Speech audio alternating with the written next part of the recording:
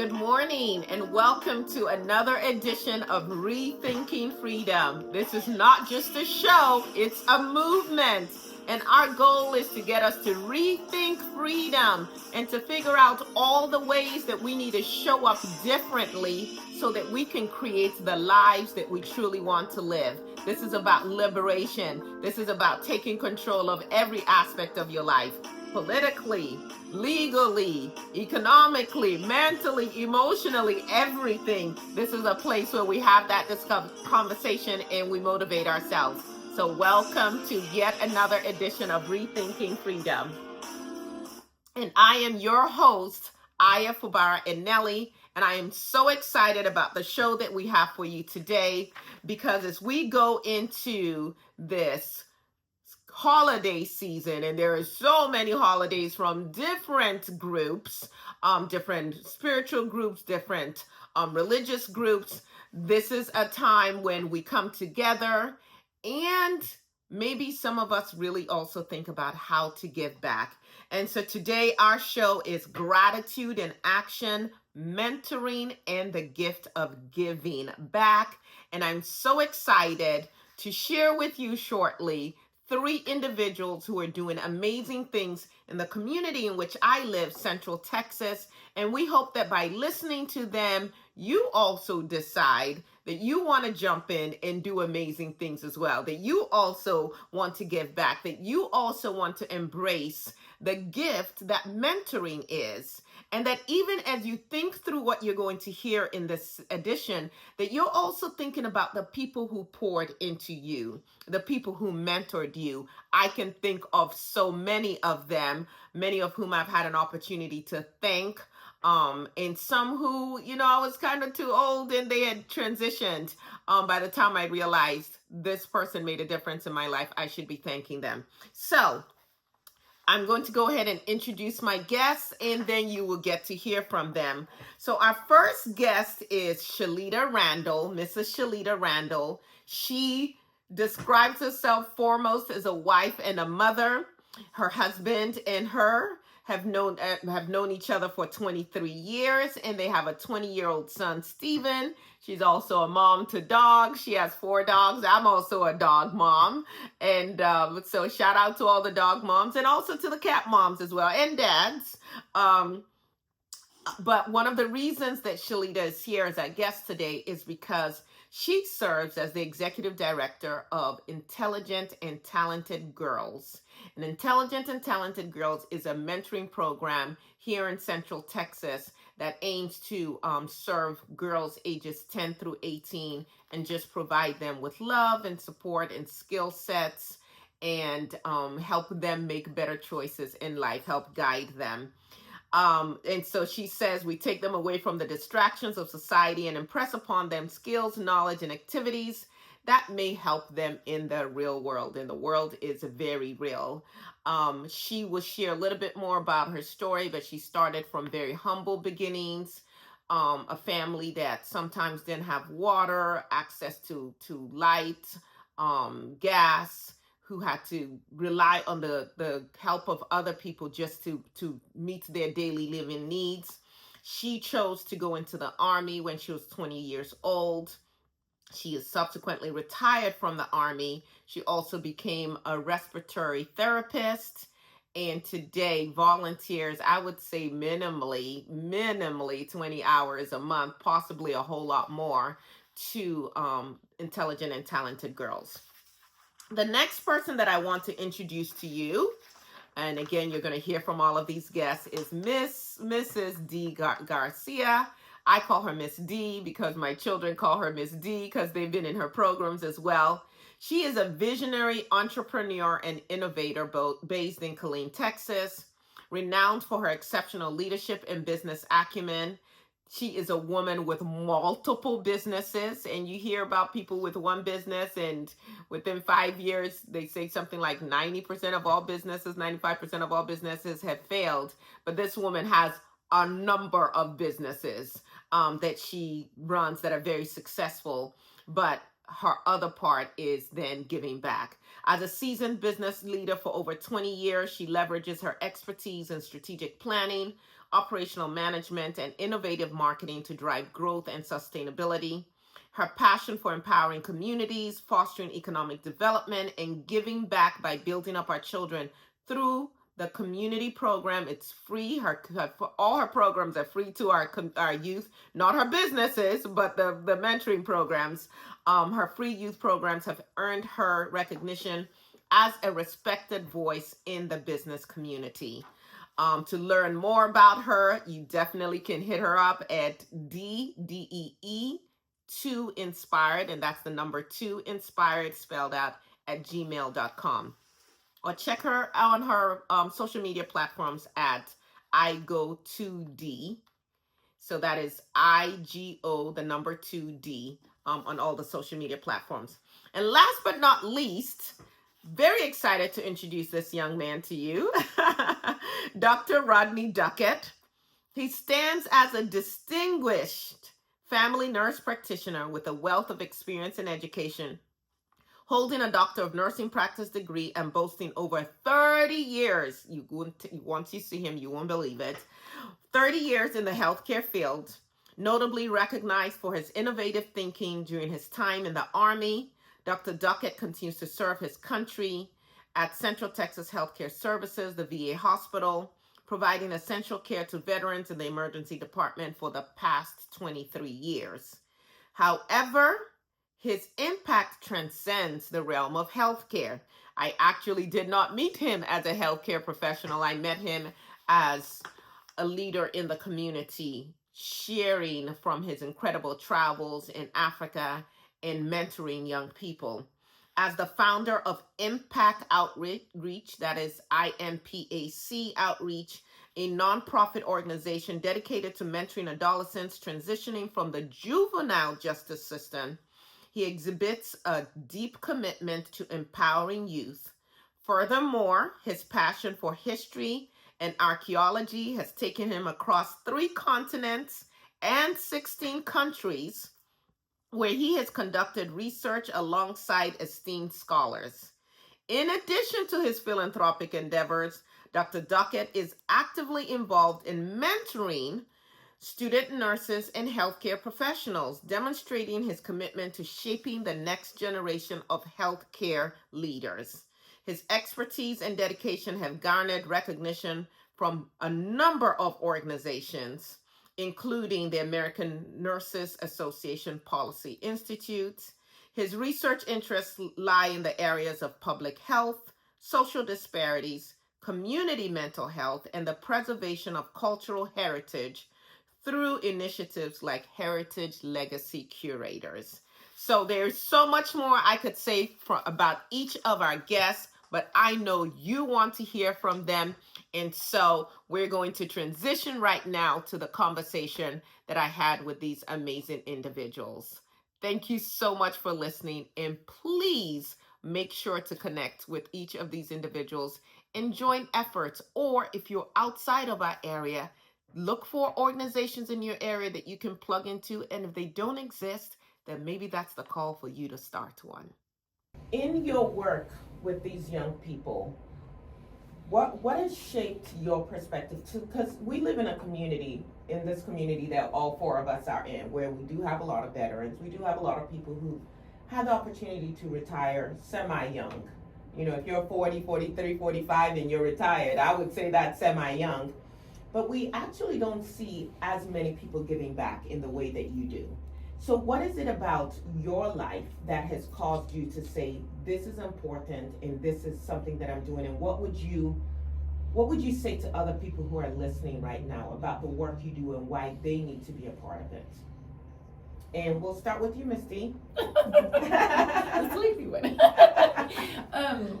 I would say one of the reasons why we constantly daily see a need for it, even as much as things change, as much as social media is impacting the youth, it's impacting them to a point at sometimes parents can't even keep control of it. Yeah. Because some of the kids that I've known from babies, end up making videos on TikTok and doing some things that they shouldn't do, that when I get a wind of it, I'm like, what? She's doing what? Like, girl, what are you doing?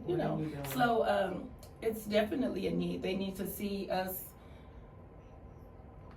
empower them with knowledge, with the skills, with the resources, with understanding what they're going through, because times when we were young, we're not going through the same things. We don't have the same challenges. Things that they go through, we sometimes just have no idea that you would even be doing this at 12 or 14, be exposed to this at 12 and 14. So it's very important, and I think if people just took a little time to think back when we were younger, if we would have had more people to help us with programs or have an outlet, then we would not have made some of the decisions that we've made. And I haven't made all of the right decisions in life, but one of the things that I tell them, you have a direction that you're going in. You can go right, you can go left, but there's no wrong way, and you can always get back. We don't really give up and jump off buildings and stuff too much like that. But you just have to find another way. And so whether it's in business, because in business you have to do the same thing. When something's not working, you have to find another way to make it work. When COVID happened and I had three locations that I was paying rent on, and I couldn't be in those locations because government told me I couldn't work, which I can't work with my own business. So it was huge, So it's very necessary that we pour back into them, because they're going to be our leaders. These are the ones that's going to take care of us. These are the ones that when we go into the field that they're in, they're there when we're older. We go to the pharmacy. Oh, hey, Miss D, So it's going to make a difference. It makes a difference every day. And like you said, when you see them and you see the difference that you're making in their lives, it's worth it. It's just so worth it. And once you do it and get a feel of it, you just have to keep going. That's for me. How about you, Dr. Duncan? Ooh, I'm all about power to the people, and my biggest thing is empowering people to see their fullness within them. Culture is a big thing for me, and I've been so hip with the word for a while, coalesce. I like for all of us to coalesce together and grow. And I try to teach them it's okay to be independent and individuals, but sometimes when we coalesce, we build communities and colonies. And I want to see us grow as colonies. And inside colonies, there's friction, but we have to learn how to work through the friction.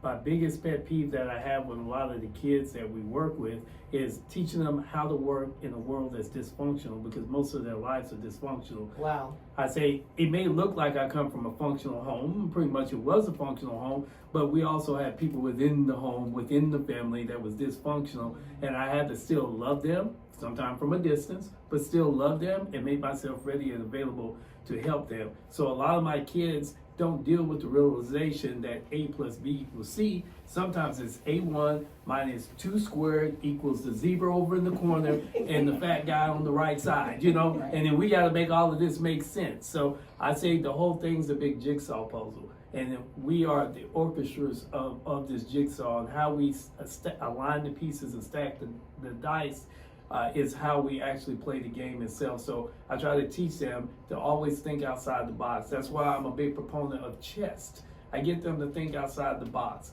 Even sometimes when we play chess, I remove pieces from the board and say, I'm going to be the white chess player today, you're going to be the black chess player, and let me go ahead and start removing some of these power pieces and let you play with the pawns, because we're like pawns in the game. Tell me how you're going to get to the other side. Tell me how you're going to outthink me. So it makes them think outside of the blocks. Not get angry, but think. Not just to react, but think through. If you're going to lose something, why are you going to lose something? By way of losing something, you gain something at the end. So that has been the big premise behind my young men, to teach them to be thinkers. I love them when they're smarter than me. I love them when they challenge me. I love them when they get upset with me, because they can't understand that I see new growth in them, and it's going to take a while for them to fill these shoes. It ain't nothing like a boy standing in a man's shoes. It's the most coolest thing in the world, because when he's wearing those shoes, eventually he will fill those shoes. So that's my biggest thing dealing with young men, teaching them how to be spiritual warriors, intellectual warriors, but most importantly, how to coalesce and have power with their people in the community, not destruction with their people. Thank you so much for sharing that. And how about you, Miss Shalita? Well, myself, I fit into your category of the young retiree. I retired at 38. But I want the people to know that you don't have to have a whole lot of money to get involved in programs. Find a program that fits your morals and your ethics and just volunteer and start there. A lot of people think that you have to have a whole lot of money, you have to be on Oprah level or LeBron level, but you don't have to do that. You can just volunteer and go in, that's free. Giving your time, energy, and effort. Kids love when someone shows up for them. Yes, Period. You know, sometimes they don't get that at home, they don't have at school. We know the school system is upside down now with the way that their programs are working. So they need that space and that environment where they can just expand their knowledge of the world and see it in a different way. And volunteering is a way to start. Now, if you can get on the boards or you have a special skill or something that you want to share with your program, that's absolutely great. But it doesn't have to start with a whole lot of money. And that's what I know. That's what I love about the 8 girls. We didn't start off with a whole lot. No, we didn't. We did we not. just started out with a conversation. Yes. Hey, this is what we want to do. Let's find women that are like-minded, that have the knowledge and skills. So we have counselors, we have teachers, we have doctors, we have Mary Kay consultant. We have a lot of people who just want to give back and see in those girls, ages 10 to 18, it's called the intelligent and talented girls.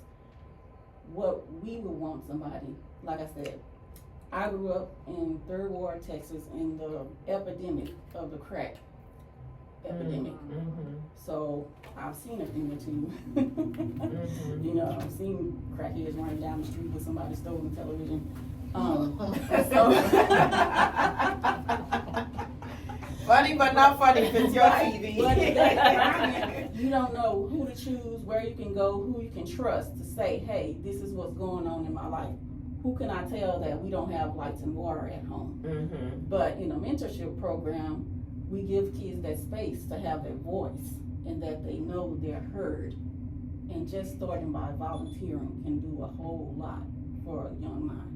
So since you already have the mic, tell us a little bit more about Intelligent and Talented Girls. And for people who are listening and saying, I didn't know this existed, is there a fee? How can they get more information on specifically what you do as the executive director, which at this point is a completely unpaid position. It's volunteer, and she literally puts in, everybody doesn't have to do this. We have people at different levels. You know, you fit in where you can. You might give 1 hour, you might give 2 hours, but Shalita, actually, I would say you probably do at least 20 hours a month, probably way more than that. Probably do, even in my sleep. Yes, yes.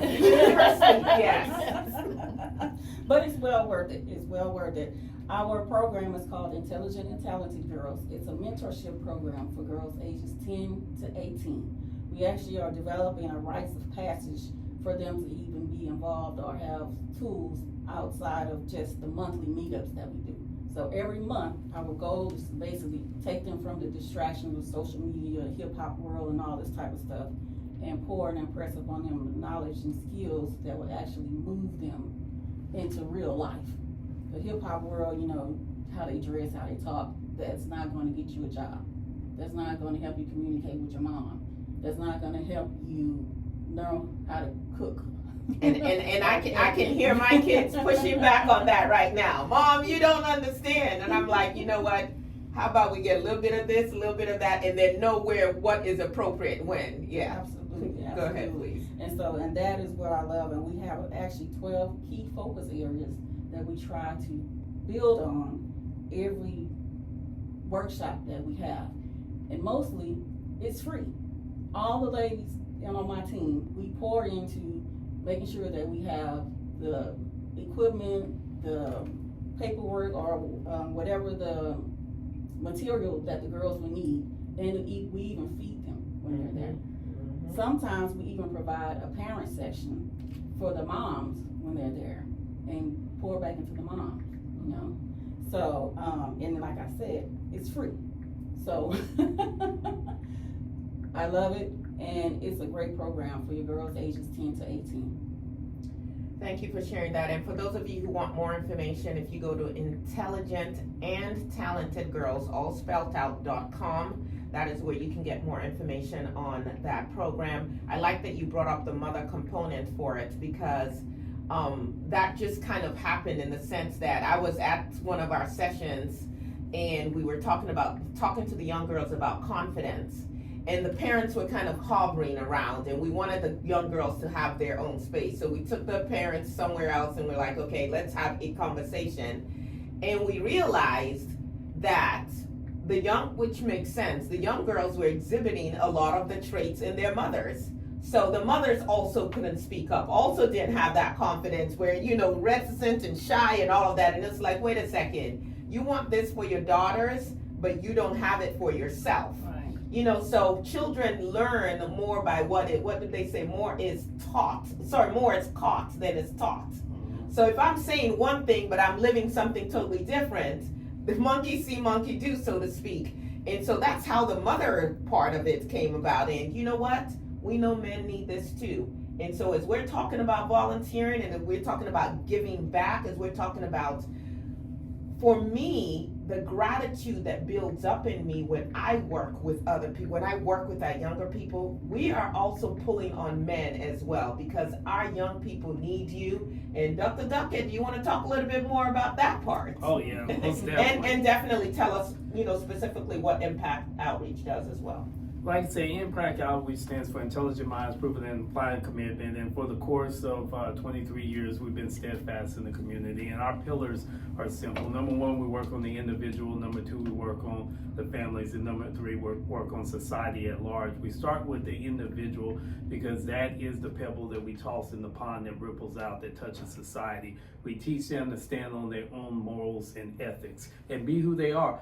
I don't teach symbolism, I teach substantisms, and substantisms is simple. I want a man of substance, not a man of symbols. We got too many men of symbols that walk around. Okay, now preach that. say that. Break that down for people who are like, I don't quite understand that. So sometimes in the world of the masculine world, we have what I call the peacocks. And everybody's peacocking with their feathers up. And sometimes that does look very attractive until you really get a chance to know the man that you're dealing with and you realize he's not a man of substance. A man of substance is a man of volume. He gives back to his community. He's a humble man, but not a weak man. See, there's a difference in being a humble man and being a weak man. A humble man is a man that knows his strength, and he works at his strength each and every day, and also his weakness. A weak man is one that pretends to be strong, but behind closed doors, he's just figured out ways because he's trying to fill the voids and gaps that he has.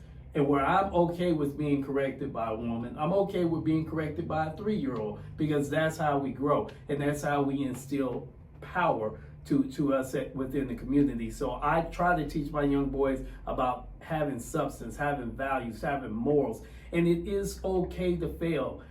My mother and father made it not all right to fail, but they came from that era. Lord. They came from that era that we could not fail. But there's a lot of education and lessons in failure. And I learned each and every time I'm around someone that picks up the phone and says, man, I really need to talk to you. This is what's going on. And I get so excited. I was like, okay, let's lay this out and let's see how we can be successful from this, because I'm also learning with you. Okay, I'm in this with you, but I can't make decisions for you. And we may fail again trying to figure it out. But let's try to build that substance in you, so when people look at you and say that you failed, you can say, I didn't fall very far.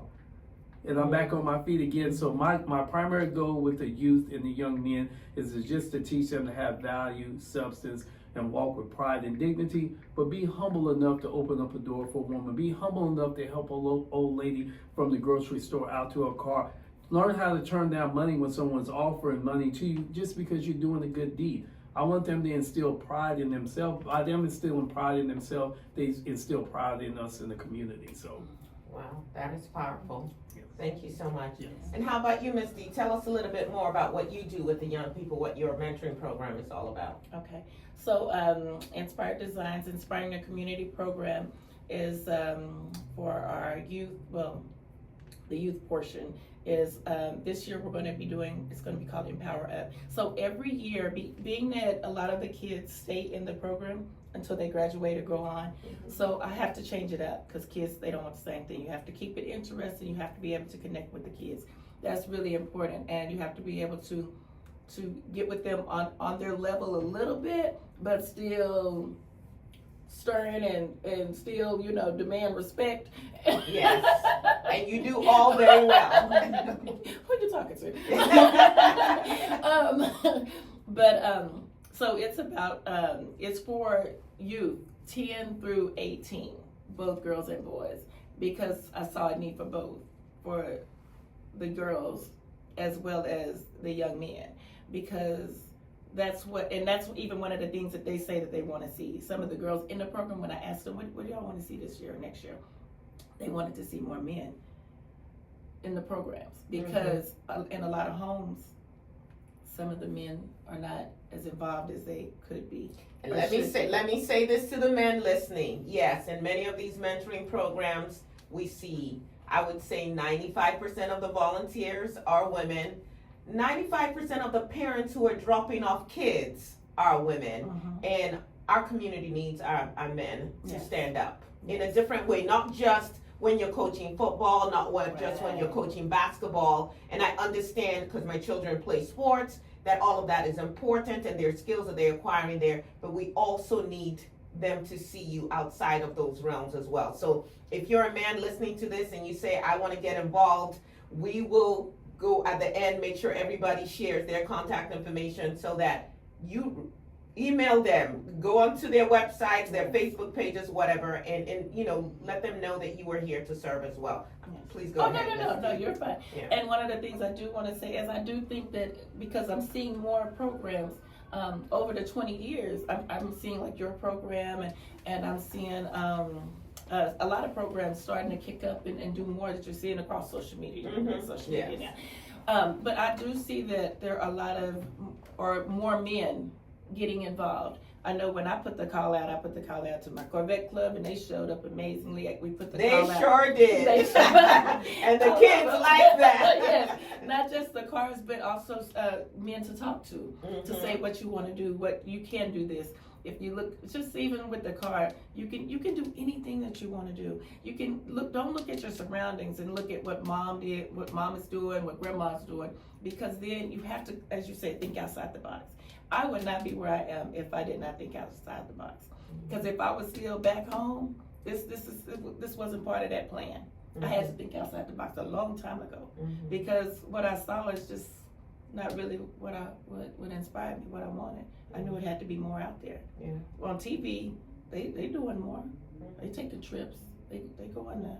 You know, having Christmas in New York with a family, like we can do that too. And I did reach that goal. But it's really amazing. I do want to thank all of the volunteers, because when we do get platforms like this, we do always want to thank our volunteers, because with all of our programs, we have some continuous volunteers that's always there, that we know that we can call on and count on.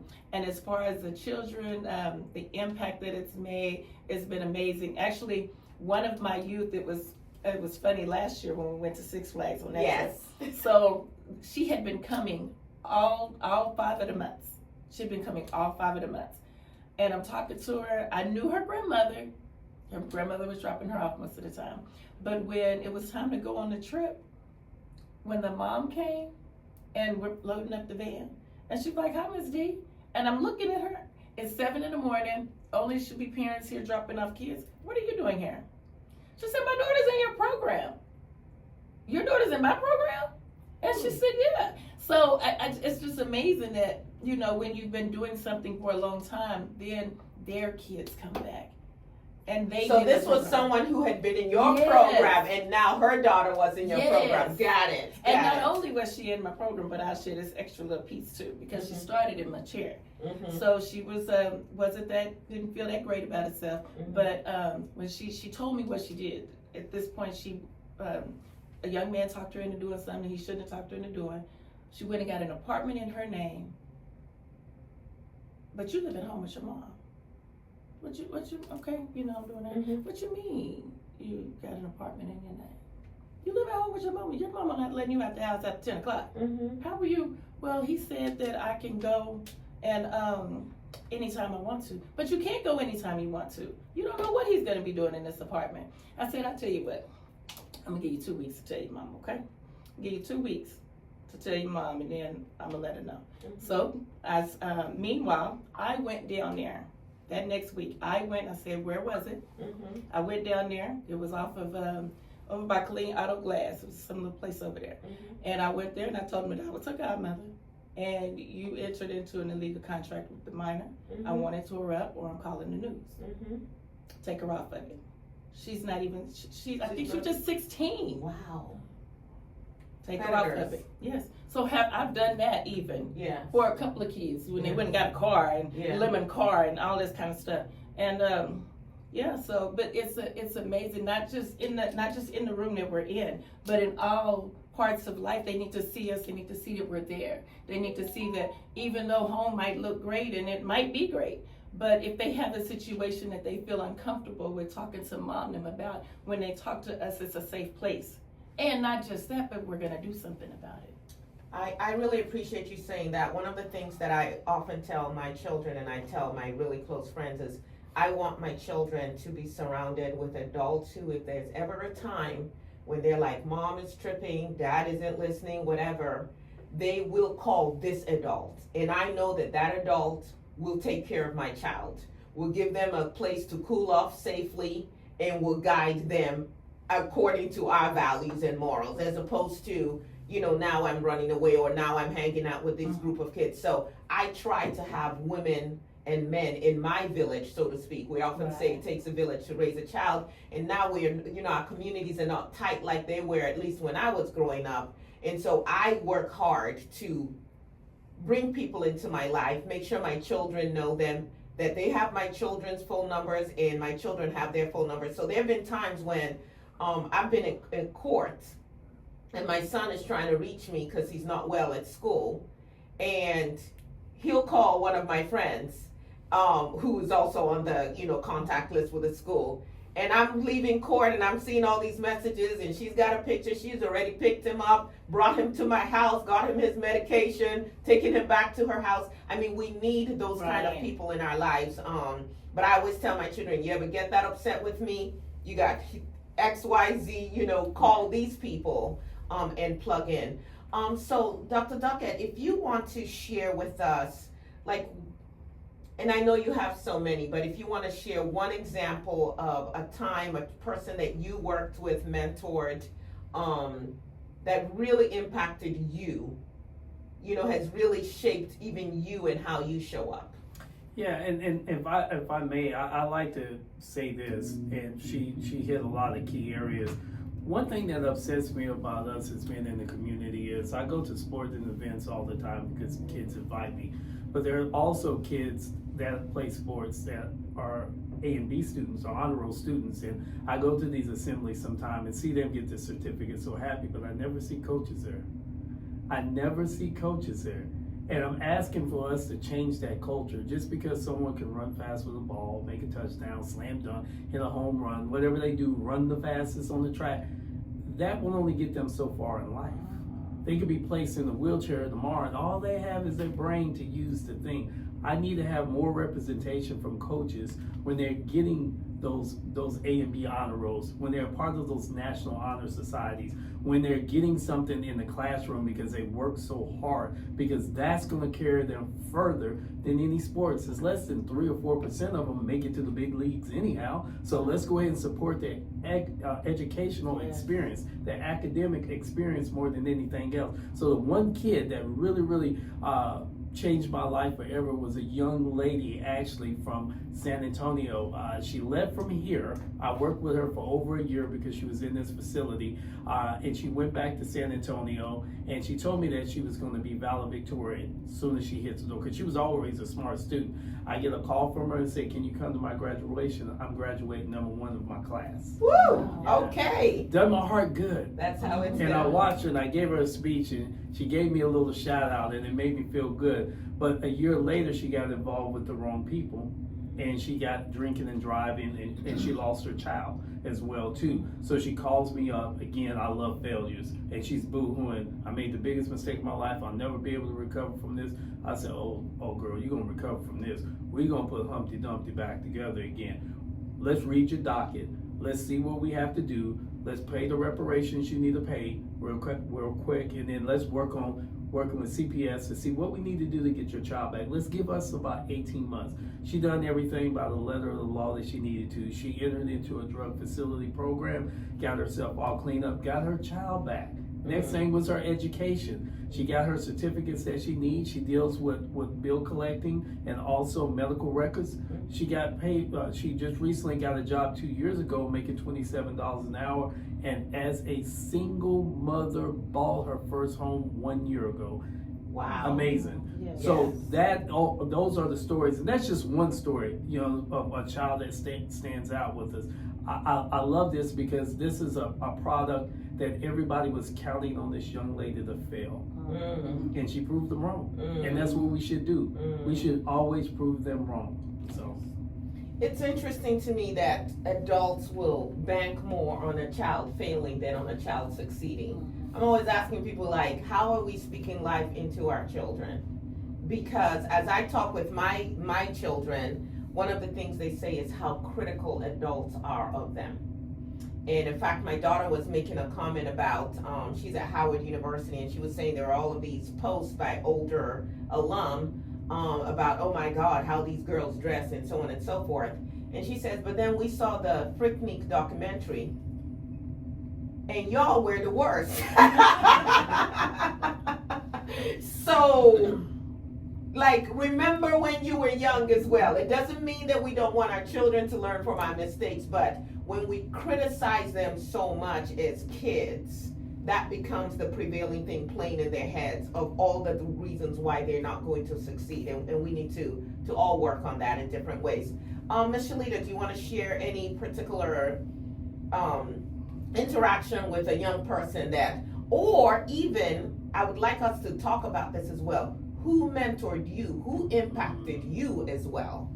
Okay, well, I wasn't there directly because I was doing, I'm the hands and the feet going on. Yes, sometimes you are. when our activities are going on. But we did have the one event where we had our It Girls Day in June of, I can't remember what year it's been, but we had the one session where we were teaching girls about body positivity and about their bodies belong to them, and the predators that can be out there.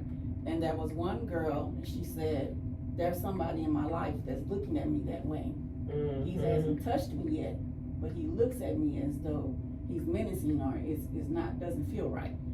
And she shared that story with Aya and a couple of counselors, and come to find out it was actually her grandfather at home, and he had already molested and touched her mom.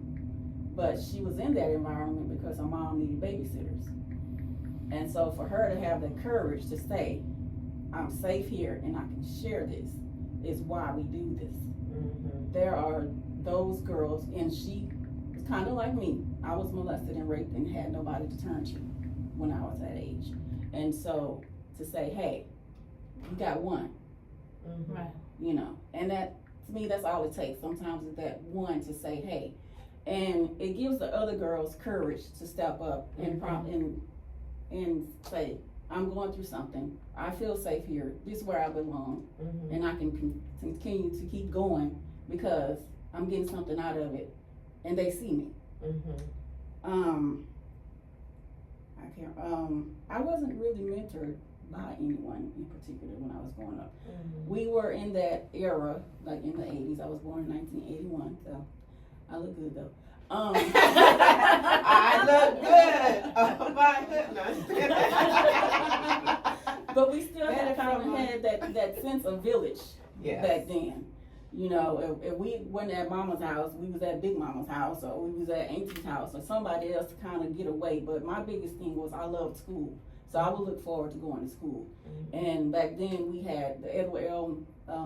Blacksher Elementary School. They were awesome in trying to cultivate our minds and give us culture and show us things outside of, quote unquote, the ghetto, the hood where we were in. We would take trips. We would have other cultures that come in and do their dances. We had our career day. And I remember in the 4th grade, my teacher, Mrs. Brown, hey Miss Brown, she said, what do you want to be when you grow up?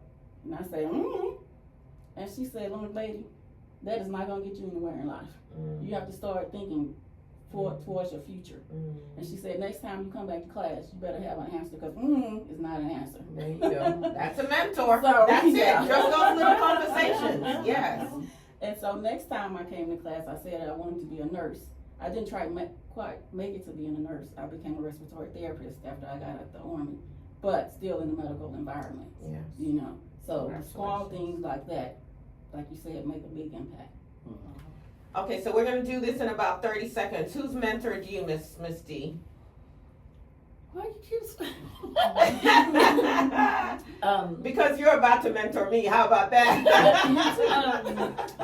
My mom definitely, and another person that I looked up to, not so much as mentored, but just watched his life, was an attorney that I eventually did end up working for, Edward T. Garza. That's why I drive a black. That's why I drove a black Mercedes, because he had one. That's the reason why. But my mom, she was an entrepreneur as well. And so I kind of had to learn I had to learn, yeah, I heard that part. Had to learn at a young age how to do payroll and how to do this and how to do that, to drop off checks to the people that worked at the club or whatever the case may be. Okay, thank you. How about you, Dr. Duckett? Who's mentored you? Oh, my goodness, so many hands that mold the clay of Dr. Rodney Duckett. That's what I'm telling you. If I shave these locks off, you see so many knots in my hair with smacks and beat downs and everything else. Every guy, I had a father, his name is Ward Duckett. He was the hardest working man that I know. He comes from Mr. Ward Duckett Sr. My father was a junior, and they modeled hard work. They wasn't the educated men, the articulation like I do, but they were hard working. I'm talking about work 24 hours a day and still try to push overtime in that. So that's how hard working they were. So my work ethic was just being around my father and really my grandfather, because he believed that no boy should be in the bed sleeping past 6 a.m. in the morning. Okay. No matter if it was a school day or no school day, you were getting up and doing something. And we would go to the lumber mill. We would go all around with my grandfather, and he was a wise man, because he would always say these wild little quotes to make you think outside the box. But my father, my grandfather, and my black pride comes from my mother. And believe it or not, if you ever met my mother, she'd just sit in the corner of the room and just smile. You know, and everybody said, oh, she's so sweet. No, that lady got venom in her blood. You would think my father would be the black nationalist, but no, it's my mother, because she's that fluent black person that was highly educated. She had her fro, and she was for the people. And everything we done was for the people, because we had money, but my mother took me out of money situations and brought us down to the people, and we would serve food, and we would talk to them. And she said, these are your people, so get to know your people, because I'm putting you in a predicament where you can talk to the other people and translate for your people. Okay, so my mother, my grandmother, Mary Sango, bless her, she's a West Coast Ivory woman, a Shango woman, and I learned so much from her, from spirituality, you know, so just watching her, you know, listen to how people would talk so bad about her, but when the kids got sick, they wanted my grandmother to put her hands on her. You know, Mr. Al Dunn. Grandma's hands. Yes, Mr. Al Dunn, that gave me my first speaking engagement at the age of 9, you know, taught me how to speak, how to walk, how to work the room. I mean, these guys were so powerful in my life. I remember being in Tulsa, Oklahoma, in a room similar to this with pastors and bigwigs and politicians, and I'm 9 years old, and I was told to sit on the floor, shut my mouth, and open my ears and watch how men work. Right then and there, I knew what I wanted to be for the rest of my life. I want to be an old wise man. That's all I want to be. That's what I'm talking about. No arguing, no fighting. Everybody was taking their moment and their time to talk. So many hands that mold the clay of me, and then I'm still getting offshoot mentoring by this lady right here. The first time I met her, we were on a show similar to this, rest in peace, Dr. Reverend Roscoe Harrison. Yes. And I was learning from Roscoe, and I was learning from her, and I still learn from Horace Grace. Yes. So I'm always open to be corrected with constructive criticism, so that way I can get the education I need. Amen. Thank you so much for sharing that. So unfortunately, the hour always runs when we're having the real conversations that we should be having. So I'm going to ask a question, and while you're thinking about your answer, I'm going to just give a shout out to some of the people who've mentored me. And so for everyone who comes on this show that's called Rethinking Freedom, we always ask, what is your definition of freedom? So if you will prepare what your answer is to that, what is your definition of freedom, and then remind people how they can get in contact with you. Because for every one of these mentoring programs, without asking them, I can say this: we need more people as volunteers. We need more of you parents to bring your children out. Grandparents, foster parents, bring the young people out. Sometimes we prepare for 20, 30, 100, and we may not reach that number. And yet people are saying there's nothing for the youth to do. So please bring your young people out. And then I'll tell you what we also need. We need some resources. Yes. And it could be financial, as in, hey, I can write a check because I don't have the time to put in, or I can put in the time and write a check. But it's also skill sets. You know, I can teach the young people about this, or I can help with your website, or I can take over the social network marketing for you. I can design flyers, you know, all of those things. So if you can assist, participate in any way, please pay attention, get something to write with, so when they share how you can reach them, you have that information. But I want to give a shout out to some of the mentors in my life. I've been extremely fortunate. I had parents who absolutely poured into me. My love for books comes from my father. We had a library. When I was born, there was a library in my house. And so when each of my children were born, they didn't have a TV in their room. They still don't. They all had bookshelves. They had bookcases, and there were books on those books. Like, we're going to start there. Whatever else you decide to do with your life, you're not going to say your mother did not try to pour into you in that way. But I also had amazing women like Nkem Orakwe, Mrs. Izora, who actually put me on TV when I was 4 years old. Ngozi, I'm thinking of her maiden name, but she's married now. Ngozi Izoba, who was a teacher of mine when I was in boarding school. And boy, she disciplined me the hardest because she had such great expectations of me. But I mean, when I went wrong, she gave it to me. But when she needed a fight for me, let me tell you, this woman is about 5'1", if that. And she would fight a 7-foot tall person for me. And she just made me believe so much in myself. And she carried herself with such grace and wisdom and power. And I wanted to be like her. I do not have her fashion sense, but that sister put it down. And there's so many other people that I can mention as well, but time would not permit. But the thing I think about during this Thanksgiving season is, for each and every one of us who's around this table, and for any of you listening, someone poured into you in some way. Someone fed you at the very least. And so when I think of gratitude, when I think of giving back, it's like, for this life that I have, I believe it was Shirley Chisholm that said, service is the rent you pay for your life. So who are you serving? And I tell you that you cannot, like, when I think of what I sow into young people, I get so much more back than what I've put into them. So looking at the time, let's go around and talk about what your definition of freedom is as we talk about rethinking freedom. Because in everything that I do, and the work that I do with young people and with people my age and so on and so forth, it's about, how can we truly be free? How can we liberate ourselves? You know, I'm with Dr. Dockett's mom. I'm a Black nationalist. I'm a Pan-Africanist. We have to go back to the days where we lived free, not where we were always fighting outside, fighting to get out of the oppression that's on us. So how would you define freedom for yourself? And I'm going to start with Miss Shalita.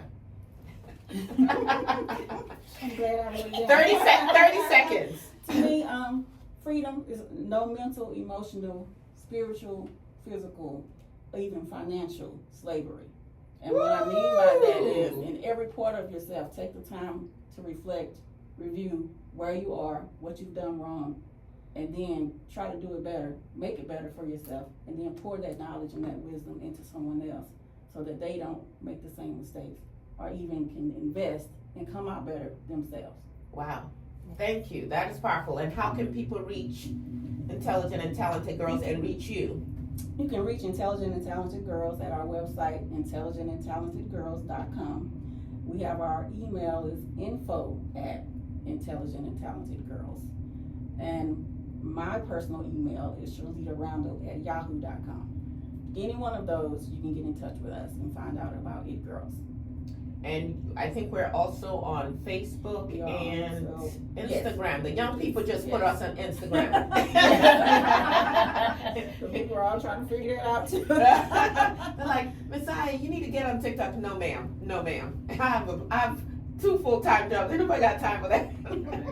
But I understand, you know. And so, yes, if you are a volunteer who wants to come in and do social media and do TikTok or wherever we need to meet the kids, let us know. How about you, Miss D? How would you define freedom? I would define freedom as being able or to have the ability to think outside the box, to not be, take the weight off, the ability to be able to, freedom to make any choice that you want, sometimes good, sometimes bad, but the freedom to be able to do so.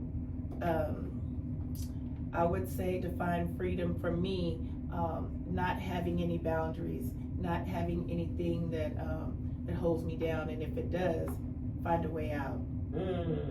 Because one of the things that Bishop used to say is, as long as you have God, you have enough to start again. So the freedom to be able to get out of the situation, you have to start, and sometimes in your mind, mentally, you have to know that you deserve better, you can do better, and there's something else out there that you can go achieve. That's what it means to me. Thank you. Thank you for that. Thank you for that. And then, of course, you, Dr. Dockett, how would you define freedom? In being able to have the courage to embellish your blackness as culture. You know, not being afraid of your culture, not being afraid to be who you are, representing yourself in a more dignified way. Have the ability to understand the consciousness within your culture and embellish that. Show that for what it is, because a lot of times our culture is wrapped around this nonsense called entertainment, and which has little to do with our culture, okay?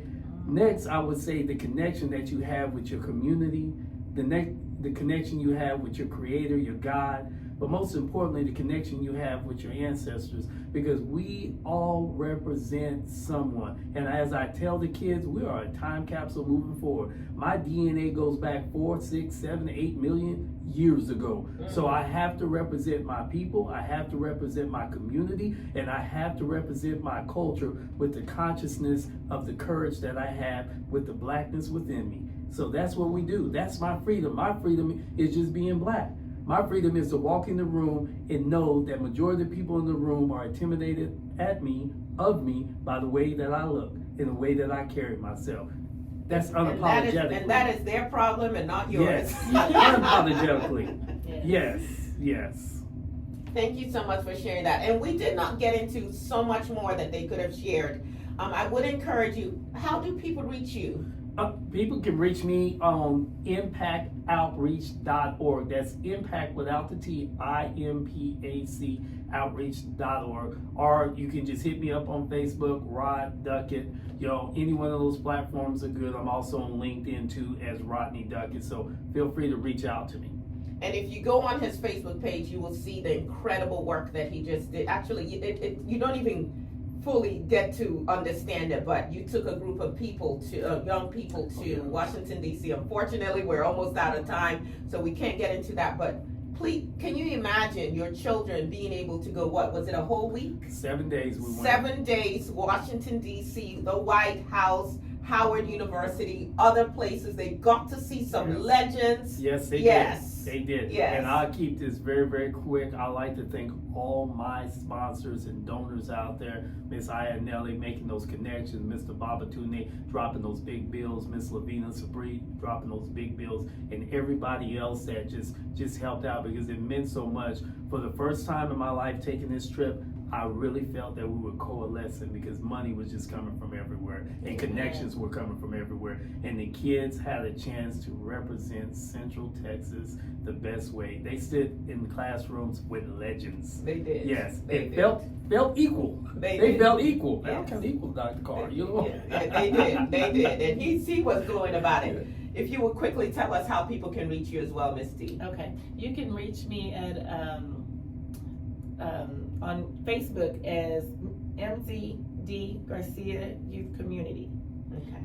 You can also reach us by telephone 254-220-9921. We can help you with anything.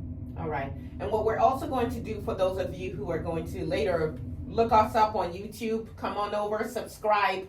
We will have their information on there as well. I want to thank all of our listeners. I want to thank all of our guests for being with us today.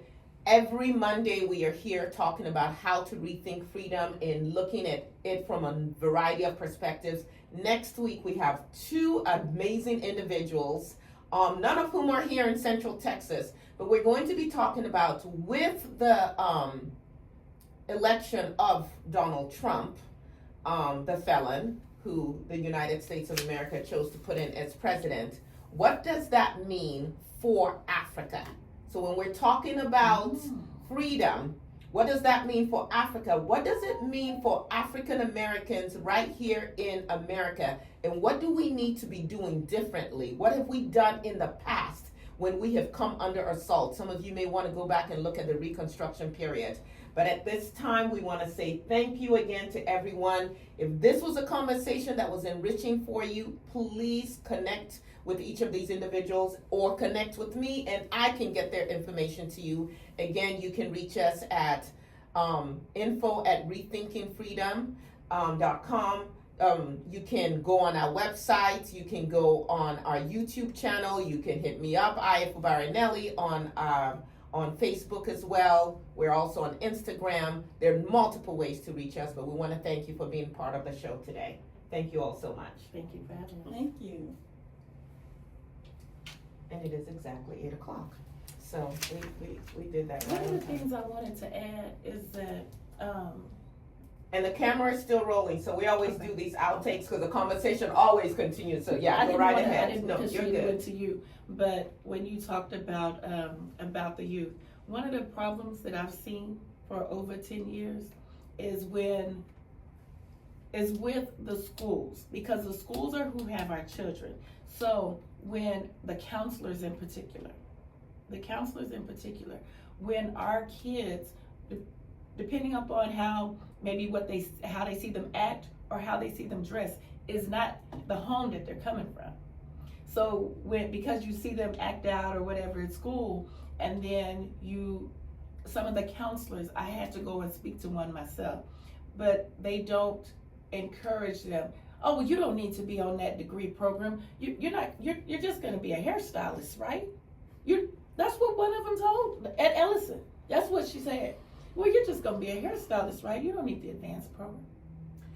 You're absolutely right about that. My son experienced that. My oldest son. So they have, Killeen ISD has the Texas Bio Institute program, I think is what it's called. But it's basically these children can go and get associate's degrees before they graduate with their associate's degrees before they graduate with their high school diploma. Right, correct. And it's paid for, which is an amazing experience, and saves money. Now you have to take the TSI exam, and you have to score at a certain level, and there are certain courses you have to take in order to qualify to be part of that program. Well, my son had done all of that. And when he went in, because I'm the mama pushing like, hey, I think it's about time for that application to come out. You need to go talk to the counselor.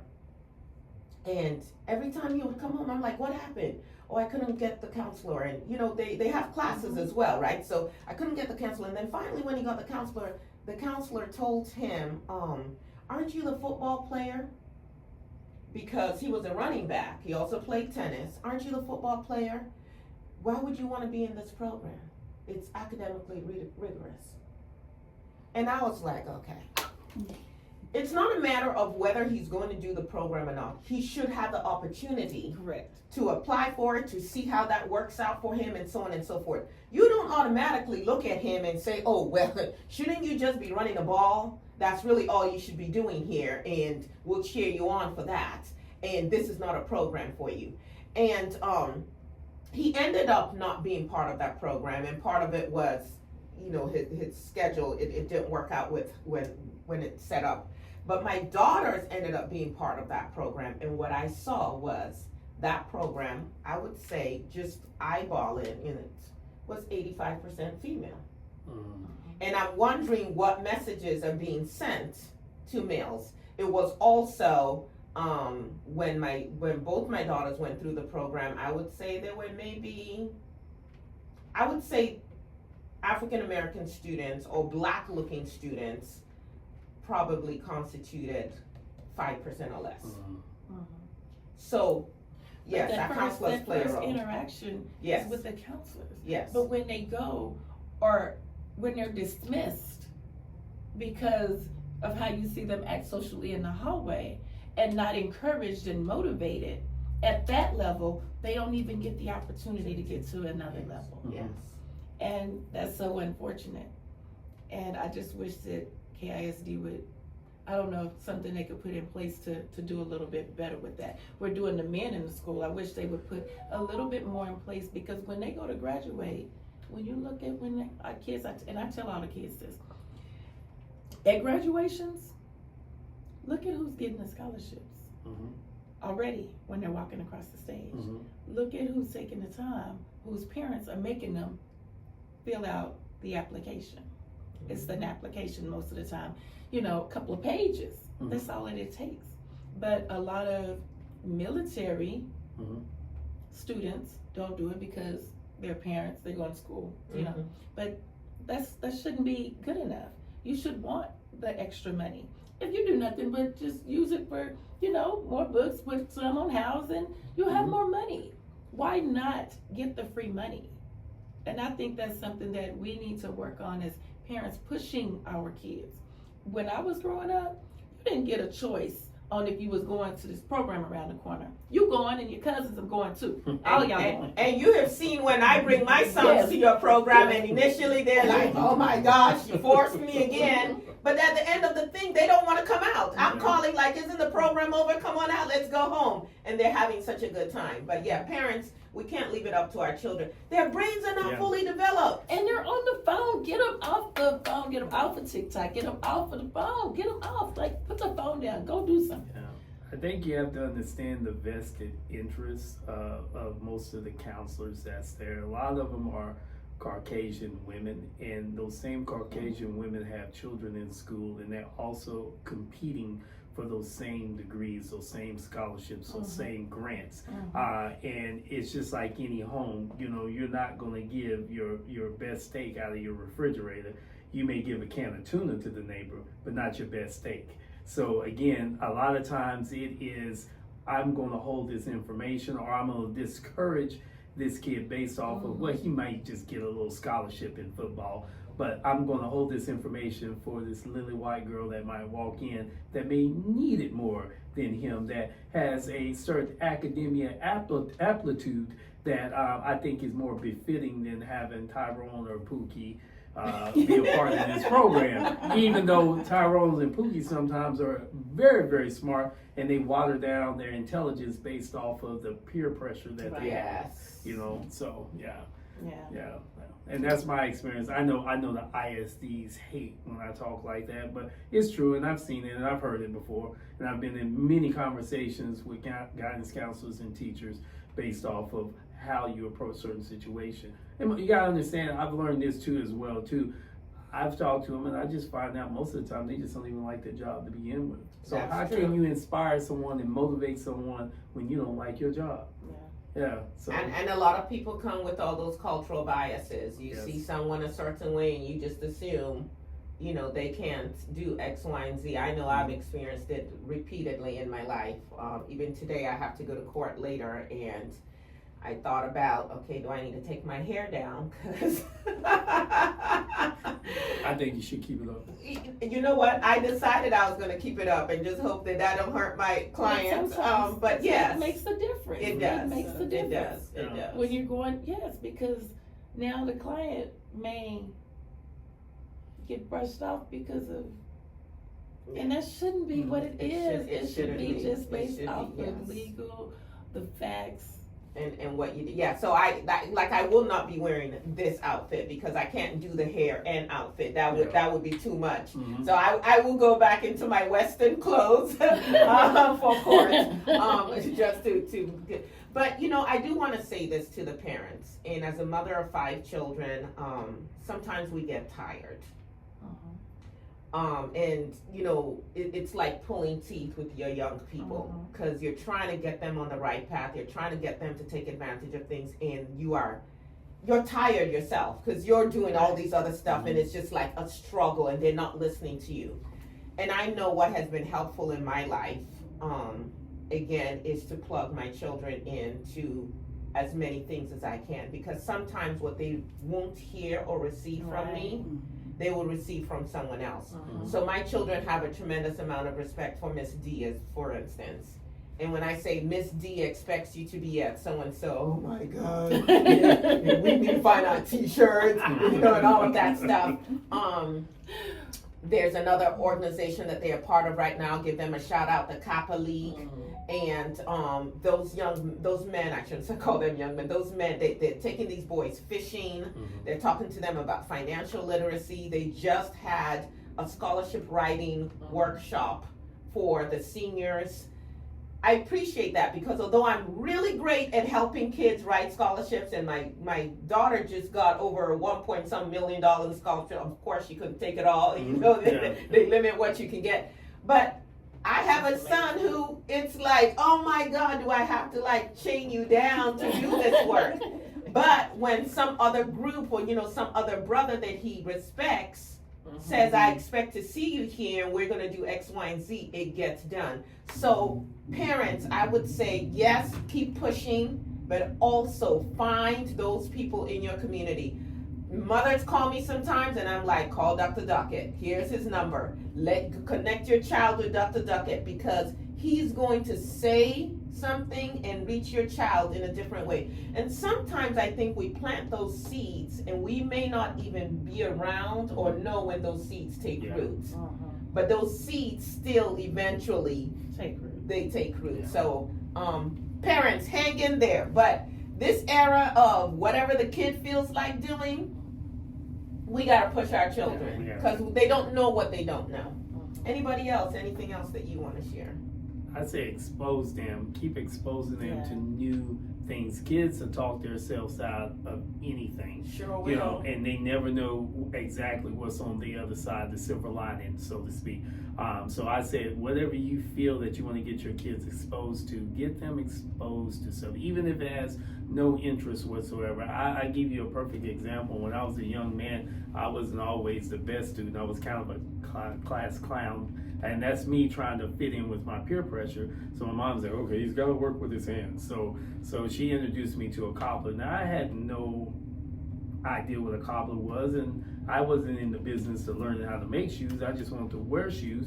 But then I learned that is a time-honored tradition. I was being taught by a black man that was taught by a German man how to make shoes. And to this day, I still know how to repair shoes and make shoes, and I give the best spit shines that's out there. So again, that information has been brought forward to some of my kids. Oh, your mom's heel is broken? Let me show you how you put that together. You're going to need this trade, especially when you get a good woman with some heels and she's mad, oh, I broke my favorite heels. No, baby, I got that. You never know when this information is going to come forward, or you may just talk to someone that you may find it to be interesting, or you might invest in a shoe repair business. Mm. You never know. So those are the things that we have to expose our kids to, continuously expose them and continuously learn. I say, there's nothing wrong with the cell phones and all this stuff, but I say at least set those cell phones down and go back to board games, go back to chess, go back to checkers, go to Chinese checkers, do different things that stimulates, have them play with older guys. The kids that I have, we play chess and they play with older guys sometimes. Guys that wipe them clean and they get mad. How'd you do that? Now it sparks conversation. Now it gets them to think how to play the game. So again, because that's what they're going to be exposed to all their life. They're going to be exposed to someone better than them. And then you're going to have to figure out, do he become an adversary with him, or do I go and figure out how this brother is doing what this sister is doing? Why be adversary with this? Ooh, you run all these businesses. Let me talk to you about a couple of things. You see, I'm about to talk to her. I'm like, what have I been waiting for? Yeah, definitely. Yeah. I want to say this in terms of seeds planted, Miss D.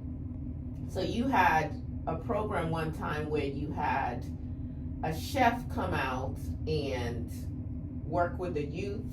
I think it was some career thing. Was it last year? Last year. And Kenneth got to work with. Not last year. It was entrepreneur. Okay. Entrepreneur year before last. Well, let me tell you, because you don't know this. This young man has started his own catering business. He has catered people's parties, different events. He just sent me, I told him, hey, you should have started marketing earlier, but he's learning. He just sent me his Thanksgiving menu that he wants me to post. He's posted it on his own social media platforms, but he wants me to post it on my social media platform. I said, herb roasted turkey, who taught you that? And he's explaining how he's gonna do it and all of that, and he has these, what did he say, fall off the bone ribs, and actually he cooks steaks better than me. He has these of course he did. He has this mac and cheese that he makes that they just had a football dinner, and he comes in with his pan of mac and cheese, because I guess his little friends had been buying food from him, and they bum rushed it, and the mothers who were there started videotaping. I wasn't there, so they're sending me, and they were like, what's the big deal about his mac and cheese? Because there were other pans of mac and cheese there, and that thing was gone. The coaches were trying to get a little bit. The mothers were like, what's the big deal? And this mother called me and she said, the best mac and cheese I've ever. Wow. But it was coming to he's always loved to cook, loved agriculture. It was coming to your entrepreneurship program. And then he got to assist a chef or something. He made business cards, yes. Yes, he made business cards. And he got to work with a lady, I think she has a food truck or something, yes. And so now as he's planning for college, he's researching the academic part of it, but he was like, oh, I see these people like to party too. Well, I'm going to be the one catering the parties. I already know how to make my money when I'm in college. But it's being exposed to you. Right. Thank you. Because that's nothing that I did, that's nothing that his father does. But it's being exposed to you in that seed that you planted. So I want you to know that it's growing, and if you need Thanksgiving food, Oh yeah. But and you know what? Another thing. So this Thanksgiving, part of the Herencia Foundation as well, and we're feeding the homeless at People's Choice Church. When? On Thanksgiving Day morning. I'm going. You need volunteers? Yes, absolutely. Okay. We need volunteers. So I'm going at 9. Did I say I was going at 9? 8. I think I told him 8 because I told him I'd give him 2 hours because I still have to go home and cook Thanksgiving for the family. But from 8 to 10, we'll be there. If y'all need a ride, the daycare, we have a van. We come get you in the van. But really, where is this place? People's Choice Worship Center. It's off of Rancier, maybe 4th Street, 6th Street. And it's the Herencia Foundation is the ones behind it. Minerva Cotton is part of it. Anthony Rodriguez is part of it. I'm part of it. And so People's Choice doors have opened so that we can feed the homeless and just anyone that comes and need a Thanksgiving meal. Awesome. So if you have time, one of the things that I'm doing if I've challenged my family, because I've always said, you know, I want to do it, but I was telling my friend, I don't know if it's been the selfish part that, like, no, for Thanksgiving I gotta cook for my family. Mhm. So this year I'm making it a point, not just that I'm going, but I'm cooking as well. But I also challenged my family. I said, I need all of us. Can we all do that? Can we all go down for just 2 hours? And then come back And home, serve get back other in the people. bed, Yes. whatever. Yes. But can we go this year? Because I Yes. told them this as they were growing up. Mhm. You know, I want to do this, but I never really did it. So now, can we all go? Because my children are grown. Mhm. You know, I got 25-year-old's baby, and 28-year-old, and a 31, I think she's 31. And then she has a son. My mother's still living. Can we all go Yeah. Mhm. together and start making this, you know, maybe a tradition Yeah. to give back to those that's less fortunate than us? And then we still can come home to sit down and eat our Thanksgiving meal. So if anybody, hey, y'all can join us, please come. Absolutely. Chuck and Eddie, want to make some macaroni and cheese? My son is 20 and he loves to volunteer. He just did 2 of those where he even came outside with It Girls Yes, he did. and fed the homeless. Yes, he did. And then he went to Destiny Outreach and gave out And food with them. volunteered. And so I told him, I said, if I find another one, I will let you know. Yes. And volunteering can also be put on your college resume, Oh, absolutely. college Yes. applications Yes. and stuff. And they love that. And the thing Mhm. is, you just have to jump in there and find where you want to be and start. Because like you That's said, you it. can put it off, and you know, tomorrow, next thing you know, 20 years yes, with that. right. And one of the best ways to understand how different people are living, that everybody's life doesn't look like yours. There's some people living, quote unquote, better. There's some people struggling a little bit more, is to go out into the community and serve, not just staying in your own silos. So I'm going to end with this. January 20th, 2025, we are having a teach-in. It happens to be Martin Luther King Day. Okay. That is celebrated across the country for the most part. This year, it also happens to be the presidential inauguration day, which I, for one, will not be participating in, because we are the only people, and I'm saying that as Black people, who are supposed to applaud and celebrate our sworn enemies. Nobody asked that of Jews to say, oh, Hitler was great, oh, maybe he'll do better in the future, whatever. Nobody asked that of any other group. It's only with African Americans, with Black people, that it's like, oh, get over it and be quote unquote patriotic. And you're telling me to embrace someone who openly insults, denigrates, puts me down, whatever. White women, y'all can do whatever you want to do with someone who is saying your body, my choice, as opposed to your body being your choice. And yet we're trying to teach our young girls that they can protect and control their bodies.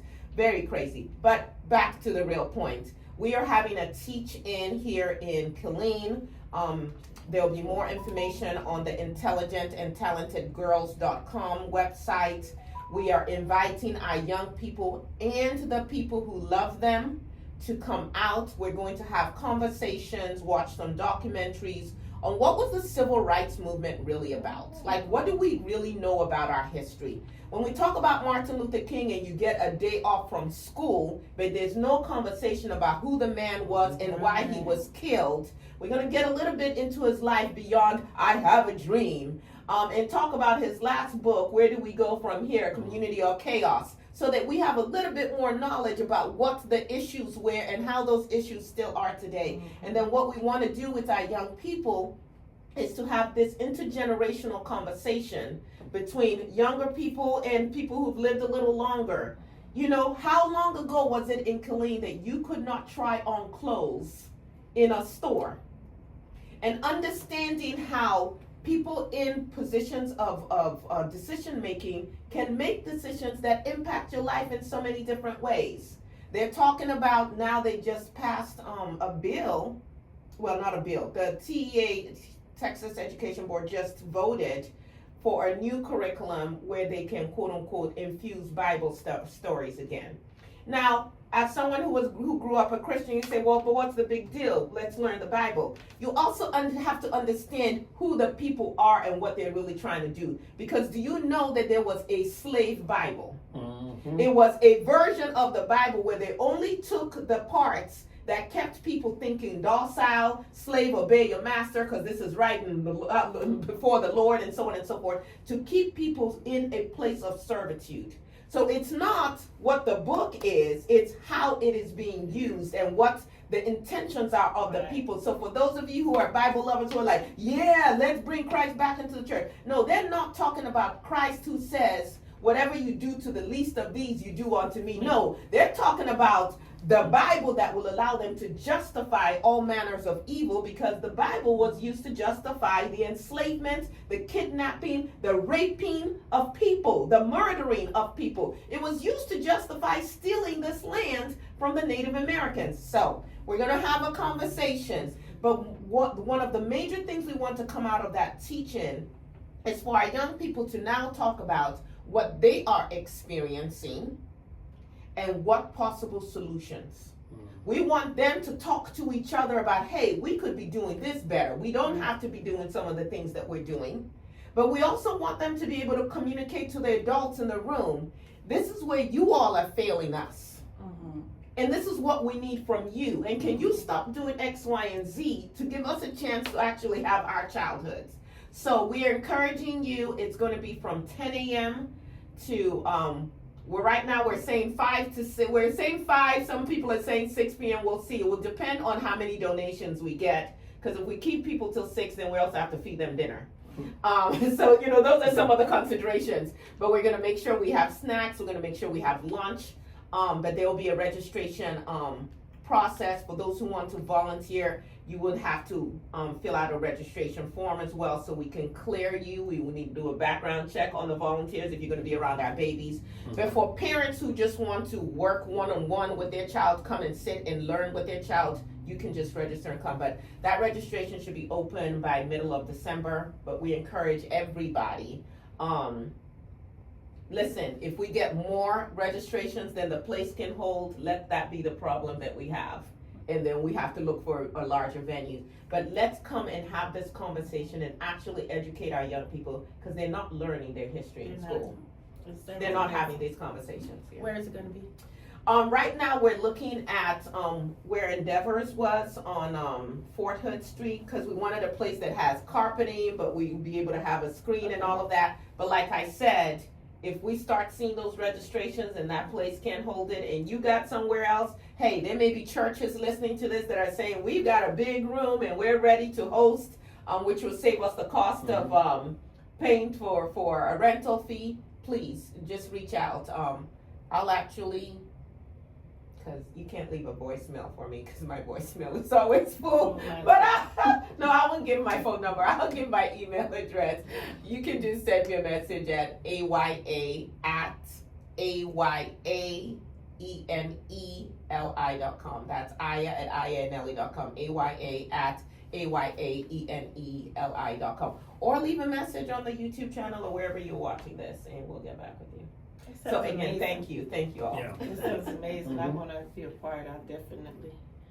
I was going to reach out to you anyway. I would be cleared. I have daycare. I'll be cleared. But yeah, that'll be good, because that's what like at our daycare, that's what we teach. We teach history to 8-month-olds and 1-year-olds and 2-year-olds and 3-year-olds. They do history, like they learn about history. We do Women's Day, where they have to they get to come dressed up as a whatever type of professional, and it's amazing to see them. We come in with little briefcases and we take pictures, and we just, because that's what's missing. Yeah. They took out history, a lot of history from our school system, and so that's one of the things that our kids still get to get, and that's one of the things we teach. We teach them Spanish when they like my son, the 25-year-old, he had never seen Nyla, which is now 4. He had never seen her say her grace. So he happened to come home for the 20th year celebration we just did. And the kids were getting ready to eat. And Nyla wanted to say grace. So they have to say grace in English and in Spanish at our daycare. So when she finished, and then I said, keep going, Nyla. And then so she started saying it in Spanish. And then my son is looking, 25-year-old, oh, that's impressive. I said, she does this every day at school. They have to do it every day at school. But that's, you know, that's what some stuff we got to get back to teaching our kids, because, Yeah. you know, it's just not, it's, I don't,